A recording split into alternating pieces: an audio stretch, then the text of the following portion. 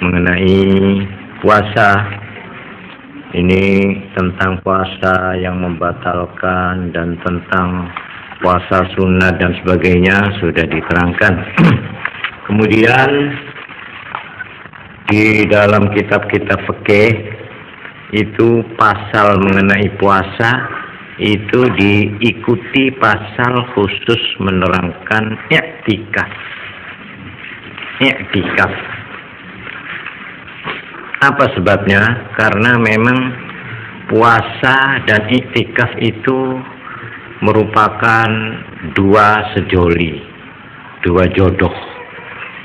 Memang di dalam bulan puasa sambil berpuasa itu memang antara lain kecuali baca Quran, maka i'tikaf ini adalah menempati kedudukan yang penting di dalam ibadat. I'tikaf itu apa? I'tikaf. Nah, ini saya jelaskan sekedarnya. Jadi i'tikaf itu, ini supaya saya ulangi lagi. Yang paling baik i'tikaf dalam keadaan kita berpuasa. Jadi siang. Nah, ini banyak yang biasanya kalau i'tikaf itu malam. Enggak, justru yang paling begini itu mun siang-siang itu. Jadi sambil berpuasa i'tikaf. I'tikaf artinya berdiam di dalam masjid, sekalipun hanya sebentar, ya, itu i'tikaf. Jadi pada saat-saat kita Jum'an, nah itu yang paling hebat itu, melebihi kalau malam. Kalau malam mana tidak disebut ya baik, tapi lebih baik dalam keadaan puasa kita itu. Ini hubungannya dengan puasa, karena itu habis mengenai fasal puasa terus diterangkan bab i'tikaf.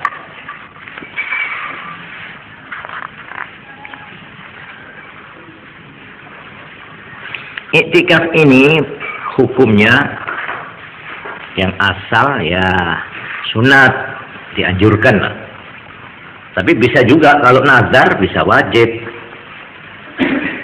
dan bisa haram. Ya, apa haram? Kalau ada orang perempuan i'tikaf tidak mendapat izin suaminya, haram hukumnya. Ini perlu saya tegaskan ini. Wa haraman kama idza atakafatil mar'atu bighairi idzni zawjiha. Jadi kalau ada orang perempuan ngengkel dia mau i'tikaf, suaminya tidak boleh. Iki sapa sing nunggoni anak-anak ini mau sahur? Allah, ini ibadah kok arep dialang-alangi, berangkat haram dia. I'tikafnya itu malah haram, bukan dapat ganjaran, malah haram. Ada lagi yang makruh. Ya, ini makruh, yaitu kalau dilakukan i'tikaf itu oleh mereka yang muda-muda, yang masih berai-berai, tanpa ada pengawalnya. Nah, itu ya. Ini sudah TST nih, tahu sama tahu ya. Ini makruh. Jadi muda-mudi tanpa pengawal i'tikaf, apalagi malam. Nah, itu tanpa pengawal ya. Ini makruh. Apa i'tikaf itu sebenarnya?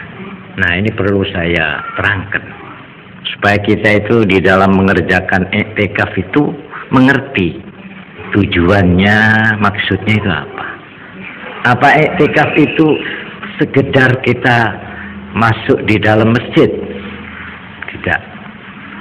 I'tikaf itu sebenarnya tujuannya mengurung diri, mengasingkan diri dari kebisingan kanan kiri sehari-hari, ingin menenggelamkan, ya, ingin memasukkan dirinya tenggelam, ya, terbenam di dalam suasana akhirat, di mana hawa udara yang bersifat duniawiyah itu kita tinggalkan sebentar.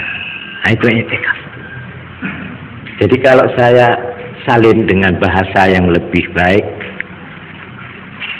yang lebih gampang cara kampung. Iktikaf adalah sistem atapah cara Islam. Nah itu. Iktikaf adalah atapah.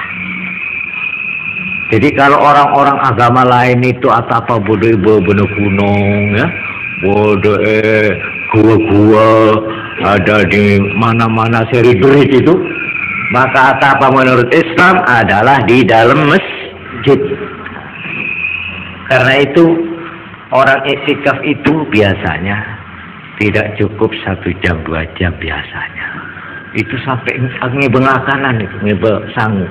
Ya, tapi sangunya itu bukan sangu nasek sebudak itu, bukan.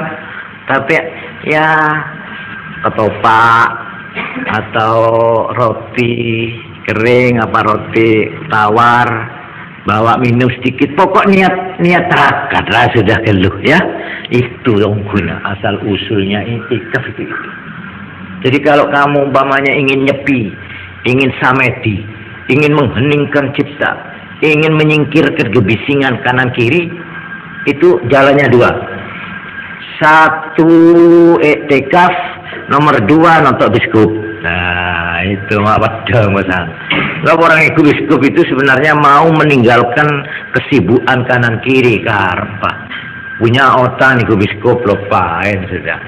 Mari kopak dujab keluar. Enggak boleh kau otak sudah. Itu katanya cari hiburan. Nah, untuk cari hiburan ini ada 2.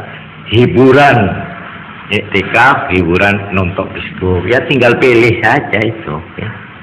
Jadi iktikaf itu sebenarnya mau menyingkirkan, mau menjauhkan dirinya dari kesibukan sehari-hari. Pas buang pikiran. Nah, karena itu iktikaf itu di dalam masjid. Tidak mesti baca-baca, entah. Diam aja.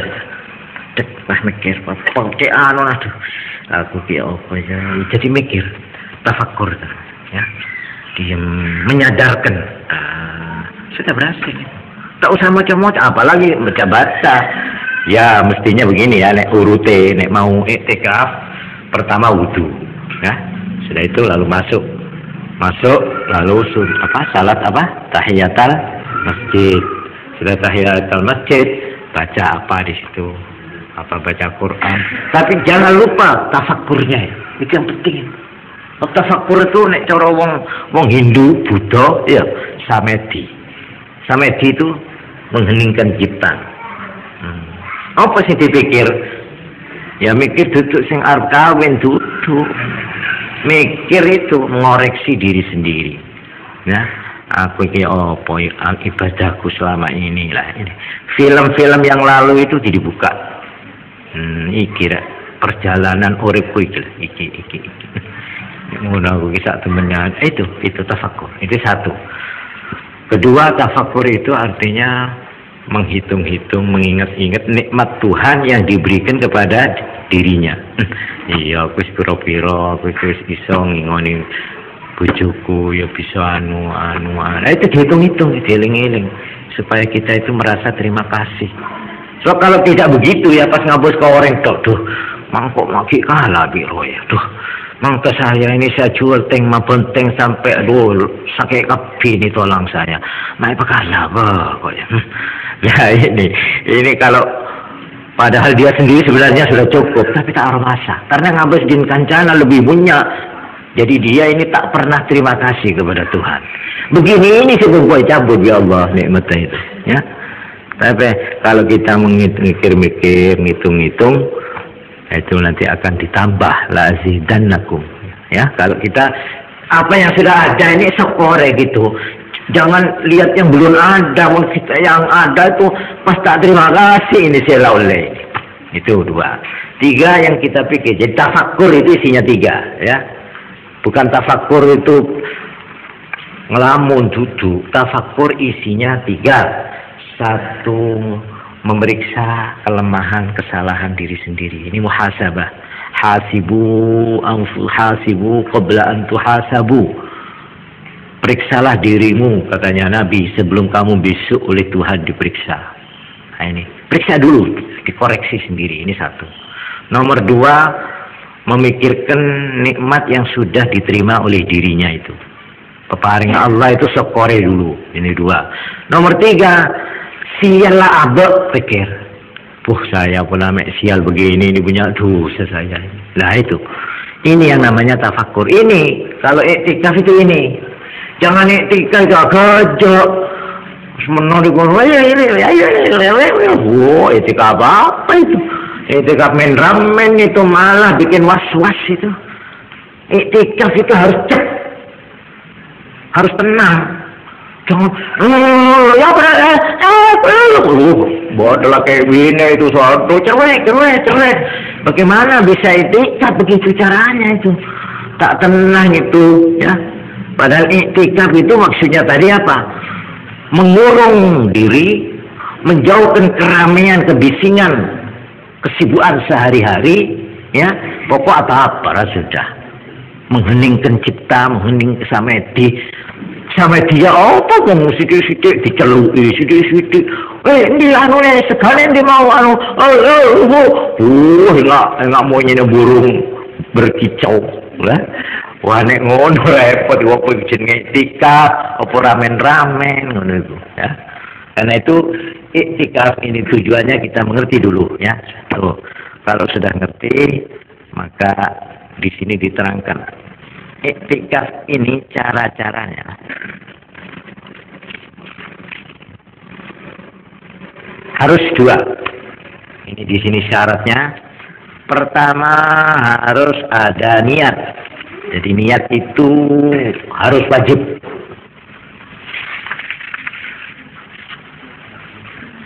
Nomor 2 harus berdiam di masjid. Artinya berada di dalamnya masjid. Entah dia duduk atau berdiri atau tiduran itu bukan soal. Pokoknya menempat berada di dalam masjid. Nah, ini syaratnya cuma 2 itu. Terus ada lagi yang penting. Usahakanlah selama kita itu namanya iktikaf jangan keluar-keluar. Nah, jangan keluar pintu. Jadi betul-betul tetap berada di dalam. Kecuali keluarnya itu memang kebelet nguyuh, kebelet ngising, umpamanya, atau dia junub mau mandi besar. Jadi uang iktikaf itu sak temene ini yang sebenarnya. Itu niat niat topor harus cilik-cilik aneh ngono ya. Jadi niat merempet terus disumpet, kupingnya disumpet, moto ditutupi, lho kayak ngono. Ya, terus meneng ndak metu-metu ke masjid. Nek metu batal wis. Jadi mama saya iktikaf tapi mlaku-mlaku kok metu rono, ya. Metu batal wis duduk iktikaf wis. Kudu niat maneh iku. Ya. Jadi nek jeneng iktikaf itu mulane nek wong kuno iktikaf itu ndak cukup 1 jam setengah wengi. Mulai isya sembahyang isya sampai nyedeki sahur baru pulang. Ya, tapi sekarang ya dipendekkan lagi lah. Nah, ini iktikaf menurut dalam hubungannya dengan puasa, dengan Ramadan. Ini terutama tanggal itu, akhir itu, selikur, ya. Jadi mulai selikur sampai selikur apa mulai 20 ya. Ya, mulai 20 masuk selikur. Ya, selikur lah. Selikur sampai hari raya. Ini jangan lupa ya, persis malam hari raya itu jangan ditinggalkan itu. Itu malah gongnya itu, cara gamelan itu gongnya itu, ya pungkasannya itu yang tidak kalah isinya dengan malam-malam sebelumnya, terutama dalam hubungan Ramadan, yaitu untuk mengharap Lailatul Qadar. Ya. Nah, ini mengenai i'tikaf secara singkatnya begitu. Sekarang yang dinamakan berdiam paling sedikit. Nah, ini kesempatannya ini. Ini asal namanya diam itu kira-kira ya cukup untuk sembahyang lah, itu sudah itikaf cukup. Sekalipun tidak duduk, jadi mamanya kita itu masuk ke dalam masjid ya, masjidnya itu sambil jalan gitu, ya tapi di dalam melaku, wis hasil wis. Tapi nek cuma bluk metu, ngono, koyo jumbritan duduk itikaf itu ya, masuk sebentar terus metu, tidak cukup. Jadi harus lebih lama daripada ukuran tumak ninah.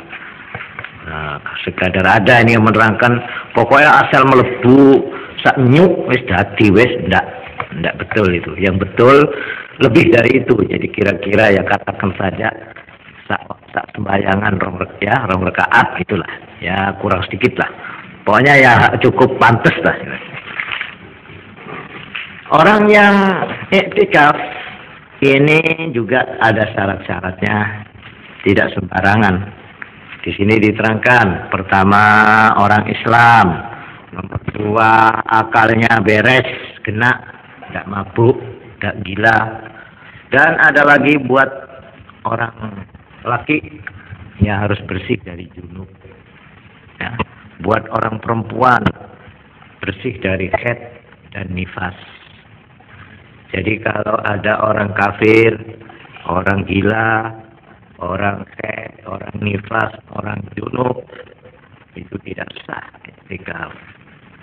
Umpamanya kita iktikaf lalu mabuk di dalam masjid, umpama ini, maka batal iktikafnya. Jadi mabuk itu berarti tidak punya akal. Nah ini kitab ini mengenai halangannya atau pantangannya, larangannya, yaitu tidak boleh keluar dari masjid. Kalau keluar batal sudah. Kecuali keluarnya itu memang ada keperluan nguyuh apa dan sebagainya itu, atau sakit yang yang membutuhkan dokter atau obat dan sebagainya, atau ada alasan yang lain-lain. Itu kalau kita kencing ya, mamanya mau kemeh, habis kemeh kita kembali lagi, tidak usah niat lagi, sudah tetap tadi itu berlaku, tidak batal itu, ya. Tapi kalau tidak begitu, maka kita harus niat lagi. Nah, ini tentang iktikaf, asal mula daripada iktikaf di dalam Islam, ya. Cuma satu yang sudah jelas, yaitu sebelum Kanjeng Nabi Muhammad SAW ini diangkat menjadi nabi, beliau ini tahanus. Tahanus itu suka menyepi di gua Hira. Apa ada hubungannya dengan ini saya tidak tahu persis, ya. Cuma yang jelas sesudah Nabi Muhammad SAW sudah diangkat jadi nabi, ya. Nah di situ karena rumahnya Kanjeng Nabi itu seperti kamar pondok ini. Di sebelah menyebelah itu rumah dempet sama, tidak terpisah dari masjidnya itu. Karena itu nyai-nyai itu tahu persis, seperti Nyai Aisyah ini menerangkan, i'takafal usyural awsat min Ramadan, thumma i'takafal usyural awakhir wa lazamahu hatta tawaffahu Allah.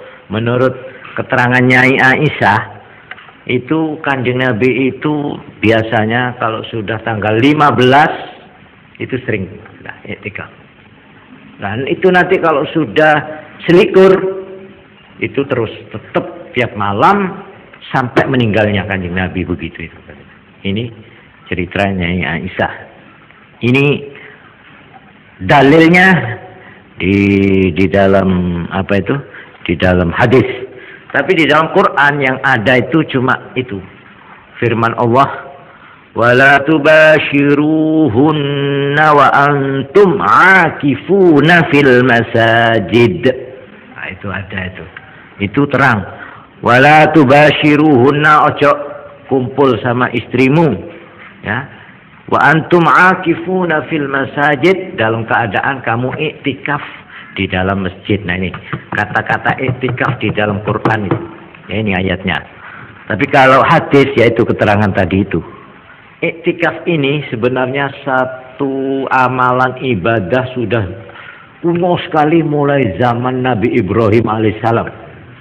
Ya, kita tahunya itu di dalam Quran bahwa Nabi Ibrahim dan Nabi Ismail itu mendapat perintah, yaitu kalau saya tidak salah di dalam ayat yang berbunyi وَعَهِدْنَا إِلَى إِبْرَاهِيمَ وَإِسْمَاعِيلَ أَنْ طَهِّرَا بَيْتِيَ لِلطَّائِفِينَ وَالْعَاكِفِينَ. Nah ini akifin, iktikaf. Jadi saya telah memberikan amanat kepada Ibrahim dan Ismail. Hei Ibrahim dan Ismail, sucikan, bersihkan rumahku, masjidku ini, khusus lit-ta'ifin, untuk orang yang tawaf, wal akifin, dan orang yang iktikaf. Jadi ini sudah mulai zaman Nabi Ibrahim iktikaf itu. Tapi iktikaf menurut cara Islam sekarang ini ya baru mulai zaman Kanjeng Nabi Muhammad sallallahu alaihi wasallam. Nah itu tentang iktikaf ini. Jadi iktikaf itu berdiam diri, bertafakkur, itu terutama lebih baik kalau kita mengamalkan amalan-amalan. Saya anjurkan supaya oleh kebi ya, kalau memang bisa.